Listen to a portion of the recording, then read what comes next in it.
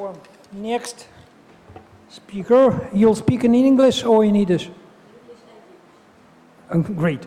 Our next speaker is also from Jerusalem, Daniella Mauer, with paper Yisroel Rabon's place in modern Yiddish literature, Di Gas, and Jewish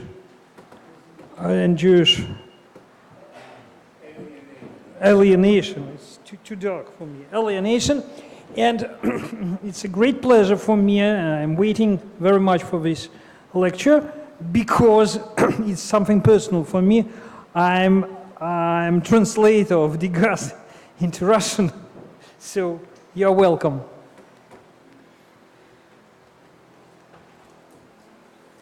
On Friday, December 7, 1928, a short review of Yisroel Rabon's The Street, Di Gas, appeared in the Warsaw Weekly Literarische Blätter. Like this? Heftig reu und tragisch klug kommt heim der junge Dichter in der Literatur. Pietschert sich nicht. Man sieht ihn in einer gelben Kurtke von einem demobilisierten Soldat mit einem Stück Schwarzbrot ergens in die städtische Gärtner und in die heimlose Gassen mit dem Gräuel von einer durchgelebten Massenschrittes in die Augen. Der Mechaber hat seinen Stoff sehr nachlässig bearbeitet. Das ist schon eine Eponym-Eigenschaft seine. Und nicht wollte er nicht durchgelassen an so viel skandalische Druckreisen, was sie drehen dem Sinn von ganzen Sätzen.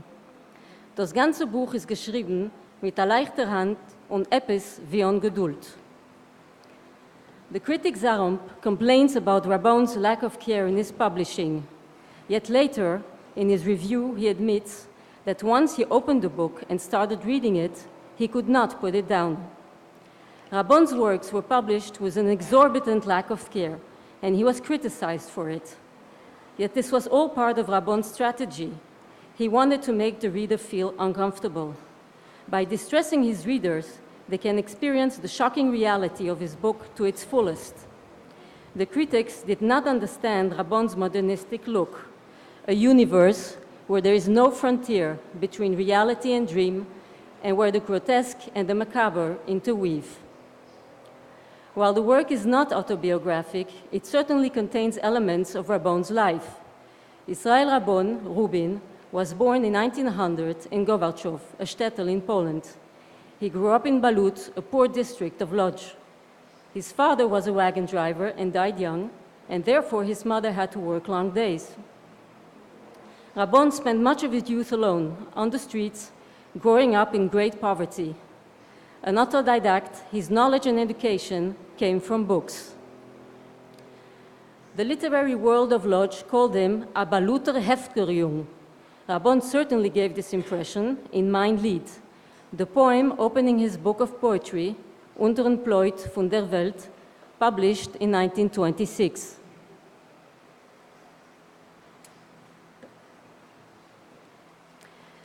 Und ich bin gewachsen a Wilder, a Lobus, getrogen auf Herzen a Torbe Geschreien, zu werfen vor Gott und dem Himmel vertäuben, mein einzig Vermögen in Luften zu sehen. Und ich bin gewachsen mit Wicher und Glieder, gewalgert in Fremd mit Ganoven gelaufen, gehungert, gegessen ein Stück Wind auf Mittag und Himmel gegessen auf Mahlzeit in Abend.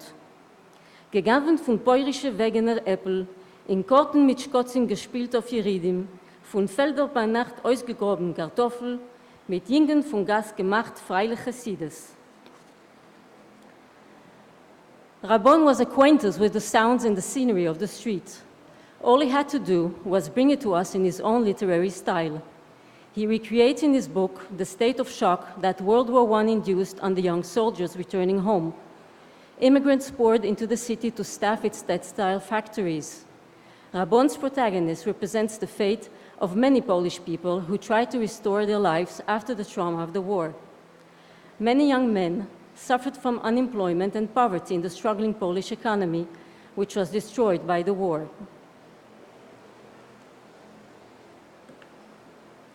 At the center of Rabon's story is the narrator, whose name we don't know, a recently discharged Polish soldier who served 4 years in the army.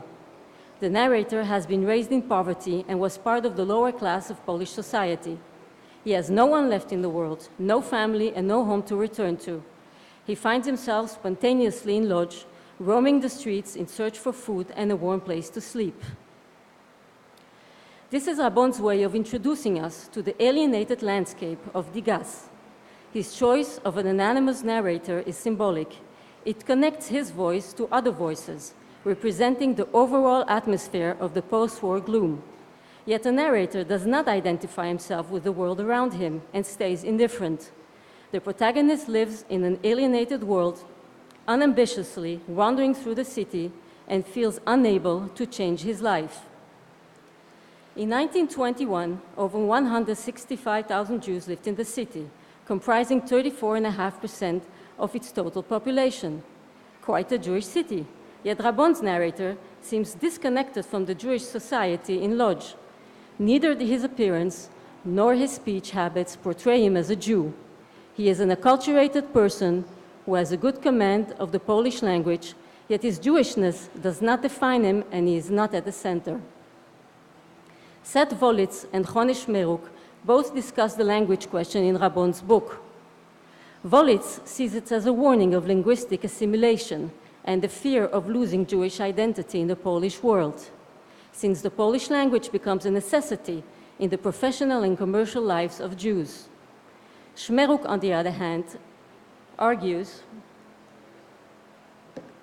that the linguistic situation depicted in Rabon's book sharpens the nature of its characters in a very concrete way, including that of the narrator himself, who, despite his writing in Yiddish, belongs to the thin layer of Jews in Poland who adopted the environment's Polish language.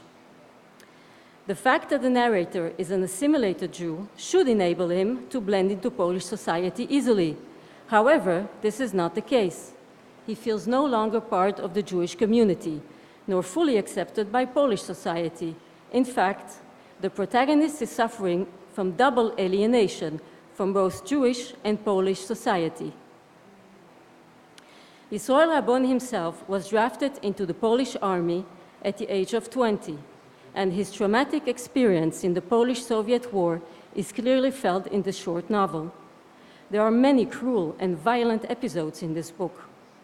The first example we encounter is in chapter 2 of Di Gas, when our narrator arrives just in time to save a little boy from being hanged by his neighbor in the basement space where he temporarily lodged. His roommate, an all-mad Polish shoemaker, was playing a horrible game with the children, roaming around in the basement. The game had thrown the anti-Semitic shoemaker into one of his distorted fantasies. The narrator's remark that if the shoemaker had learned he was a Jew, he would not have let him in, testifies to the anti-Semitic feelings in Polish society.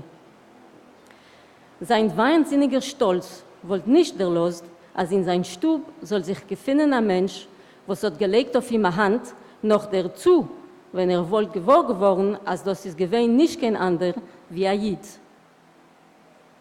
In the following episode, the narrator permits himself to dream and yearn. Here, Rabon makes us go through another one of his narrator's reveries with the help of the Jewish alphabet. Und wieder habe ich der Field a Bänkschaft zu lehnen a Buch. Ich habe angehäuben zu sehen, poschete Äußers auf a menschlichen Eufen, eingehielt in a Licht von Leben. Der Os-Aleph ist ähnlich gewesen zu a besen Stiefvater, wo sitzt ewig auf a Fotostuhl und riecht sich nicht auf den Ort. Gimel wie a schlecht gepflegter junger Mann, welcher leid auf Suchotes. Sein wie a Kind, was tragt a Hittele, auf welchen es sind auf beide Seiten verrannen Daschkes. Und Lamed wie a gut Schäpsel mit a zu hohen schlanken Hals. Was a große Liebe hab ich, der fehlt zu die Oisies. We sense here the deep Jewish roots of the narrator, who was overjoyed at the sight of Hebrew letters. Throughout the narrator's journey, his Jewish roots seem to unexpectedly surface and creep up on him. The narrator finds himself in the company of people who are unmotivated and who do not try to change the world. Just like him, they just try to survive. Although these characters are also Jewish, they do not relate to Jewish culture. As Chonesh Merk notes, the book never references the high holidays. There is no description of the joyful bustle of the Yiddish Gas. Instead, we are being introduced to the Stott of Rabon, with its lonely streets. The other Jewish characters who share the same portrayal as the narrator are the poet Vogelnest, the circus athlete Yazon, and the unnamed Jew from Kamarno.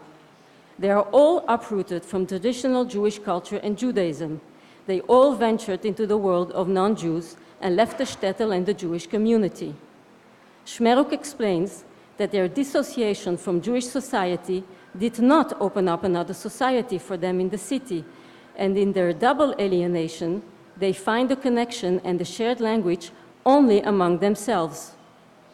Even more, their occupations represent recreativity and freedom, and therefore, it is no coincidence that they find comfort in each other's company. All of Rabon's characters in Di Gas feel detached from the Polish society and therefore do not have a true identity. Yazon, the circus athlete, states it clearly. Heint bist du a Yid, morgen a Tschech, übermorgen a Holländer und die andere Woche a Lettländer.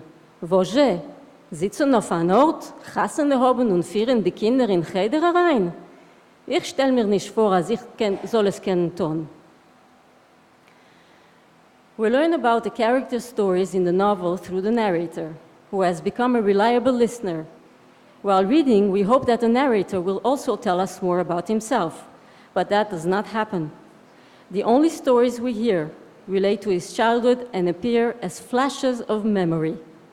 All of them are immersed with feelings of humiliation and deprivation. The narrator tells us about his first childhood traumatic encounter with the big city, Rabon's Stott. Die Stott, die Häuser, die Gassen, die Menschen, alles, was ich hab gesehen, ist mir ausgekommen, fremder und weiter. Und ich allein bin mir ausgekommen, kleiner, älter und nebendicker. Es hat mir der Mond in Azoins, was hat sich verfallen mit mir Kleinerheit, wenn ich bin gewesen ein Jüngel von 12 Jahren. The protagonist's hand got injured while playing, and it became infected. Having no other choice, his mother decided to take him to a doctor outside the shtetl. In order to cover the cost of the trip and the visit to the doctor, the mother had to pawn the family's Shabbos candlestick. The city doctor is described as cruel and was not ready to treat the boy unless the entire sum was paid to him. As a result, the mother did not have enough money for the return trip. The boy describes the doctor as following. A heucher, a dicker und frisch rasierter Herr mit a reuter, bepritscheter Nose. Ist stark ähnlich gewesen zum Schreiber von der Gmine, was pflegt sich jeden Sonntag und jede Choge anschickern. After the doctor's visit, mother and son find themselves wandering through the cold streets. They were hungry and were forced to beg on the street. The son looked devastated at his mother. Mir hat sich ausgedacht, als ihre Lippen bewegen sich und davenen, seinen Mispallel. Another episode reveals that the narrator grew up in a traditional family, strongly attached to Jewish folk beliefs. Bis 14 Jahre habe ich gelebt in Schädim in Riches. Meine Mama hat mir angetan weiße Kleider, als Gule, ich soll nicht sterben jung.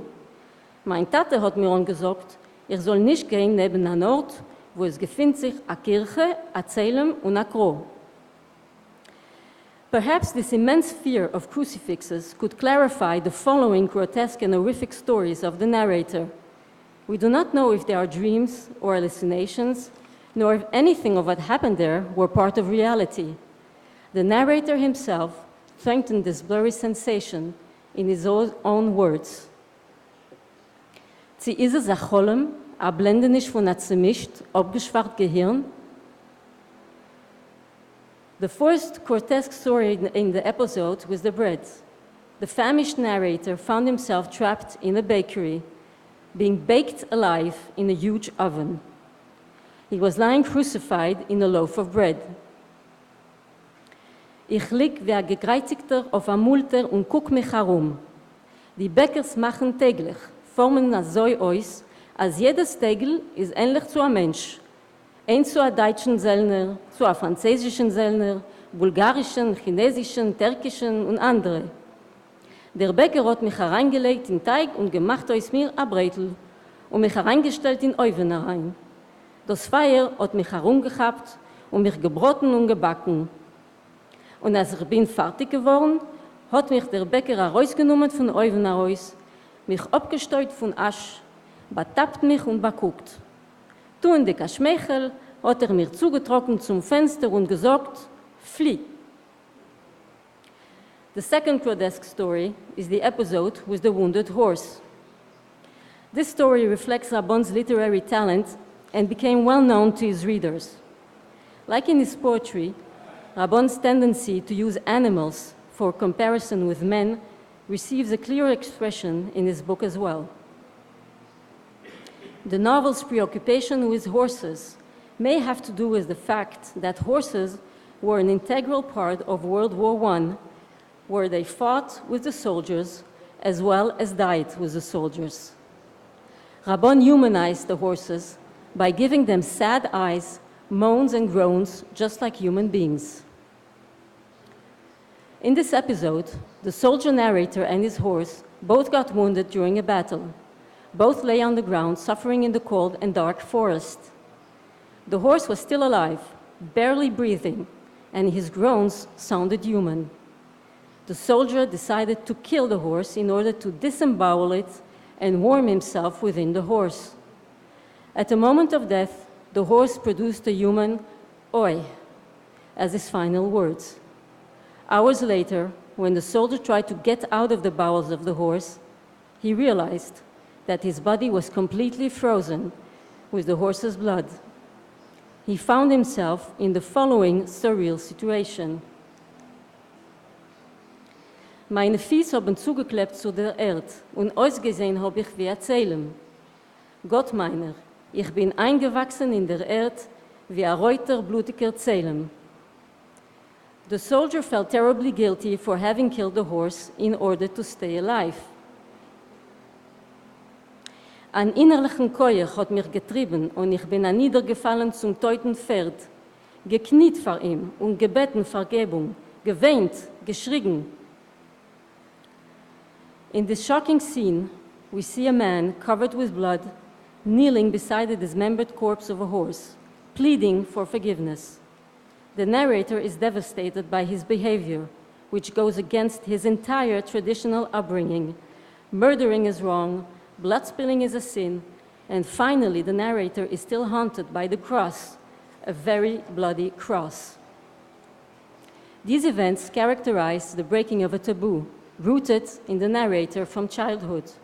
When the narrator finally breaks free of the horse's frozen blood in his body, he feels relieved at last.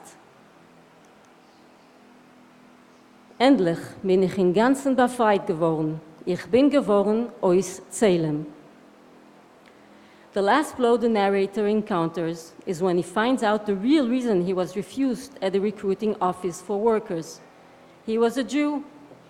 Throughout the narrator's journey, his Jewish roots seem to surface and creep up on him, and yet again, he could not run away from his Jewish identity. His Jewishness still pursues him, and the bloody cross will probably continue to haunt him in his fearful dreams and hallucinations. Throughout this novel, Rabon expresses the alienation of a Jew, conscious of the collective trauma of pogroms, as well as the horror of modern war. The novel ends in a very symbolic setting, when the narrator finally decides to leave Lodz and find work in the Silesian mines. The despaired protagonist gives up hope and chooses to leave the streets, Di Gas. He descends into the depths of Mother Earth, a protective haven beneath, 6 feet under. Maybe down there he will not feel completely alienated. Wir haben gekriegen Arbeit in die Keulengruben. Bald zu morgens haben wir sich heruntergelost unter der Erde. Und uns und die Erde hat zugedeckt als Schnee. This enigmatic ending was Rabon's way of giving his Jewish reader more food for thought. Although the novel is written in Yiddish, it does not display or describe any of the Jewish values and traditions of the shtetl, as we are used to read in the works of Mendele Moicher Sfurim and Shulam Aleichem. This was most probably Rabon's intention, to shock his readers, to appall us with the brutality of the modern world in which there appeared to be no hope for salvation, whether religious or secular. After the Germans invaded Poland in September 1939, Rabon escaped to Vilna and was shot in 1941 in Ponar. As if he knew what was in store for the Jews, Rabon wrote the following poem in 1937, titled Jiddenfresser. Der Mess, a Jidl, klein wie a Hering, mit Peyes Dinne, wie Wonzes von Ketz. Liegt auf a reuten kuppernem Rondell und prägelt sich in Chaserfetz. Prägel dich, Jid. A schönen Dank.